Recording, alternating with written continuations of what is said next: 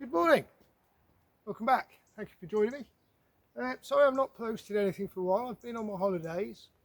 Shouldn't have done really. I should have been making hay while the sun shines, but I had myself a lovely time for a month in Georgia, mainly in Tbilisi, but yeah, beautiful country, lovely, welcoming people.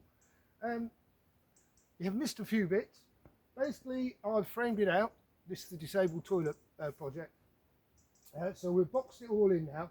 I managed to get hold of 3 transparent roof sheets, second-hand, refurbished, which fit rather wonderfully. It couldn't have been designed any better. And it's going to be really helpful because the light inside this building is all going to come through the roof, just for security reasons, and also because it's a bathroom. Don't particularly need windows, as long as there's enough ventilation. And the light will come through the ceiling. I'm going to put a false ceiling with some cutouts. It'll be beautiful. But we'll give people sufficient light to see what they're doing without a risk of anyone breaking in. If anyone does try and walk on the roof, they'll get inside very quickly because I've stuck to my principle of timber building: make your roof as light as possible. The lighter the roof, the less strength you have to build into the structure itself. A heavy slate or clay tile roof is going to require significantly stronger roofing joists and timbers. This one's almost designed as a trap. If anyone tries to break in, they're in and they're trapped in. So that'll be hilarious. I'll just come and pick them up in the morning. There's nothing valuable in there unless they want to nick some bog rolls, but you can't legislate for stupidity. I should leave the door open, but then I'll just wait to find somebody asleep in it, or syringes. We'll see. But this is a great opportunity to bring the light in from the roof with no windows in the building. Saves me a bit of work as well. I will be putting some ventilation in, including a stink pipe to the composting toilet. Today I'm just securing the structure of the building.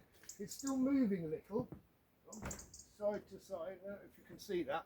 But each bit of wood that I'll be putting in over the rest of the day will strengthen and torsionally lock the build together.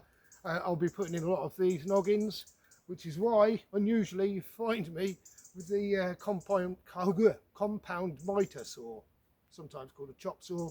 I would normally use a chainsaw, but for 45-degree angles, this is a beauty. And I can get everything ready, cut it within just a few minutes, and I won't have the generator blaring away for long. And I've also got my electric bike battery and my drill batteries ready to charge whilst I'm doing the cutting. Because if I'm running a generator, I might as well be charging stuff up. So yeah, I'll take another one at the end of the day, and I'll be putting about 30 of these in, scattered around the building, just bracing the whole structure so we lose that rigidity, and then we're there to do the externals. Everything so far has been either recycled or I already had it, so the only things I had to buy new were the boards for the flooring, which is just plywood, which is a lot more expensive than I was expecting, but such is the rate of inflation, which I think is around 25%. The government says 8, I think, but they exclude a lot of things that everybody buys, like diesel. Speaking of diesel, I've just been noticed whilst running the generator, it's a little petrol silent running Honda generator.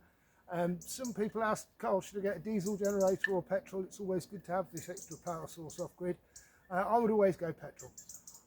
On the grounds that in the future, when things are no longer available in a shit hit the fan kind of situation, you can make petrol a lot easier than you can make diesel.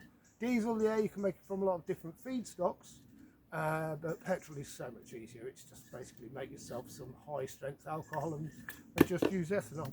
Anyway, I shall get back to you later on. I've dropped that, sounds miles away, and hopefully we'll see some progress. And I've given myself 3 weeks to complete this build, including the internals, everything, including the solar panels, drainage systems, and yeah, so let's see.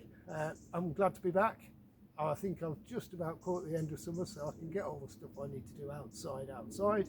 And then over the winter months, we'll be doing a full renovation and install on the septic tank on the main house. So it's going to be a learning experience for us all, and I hope you join me on the journey. Take care. Bye-bye.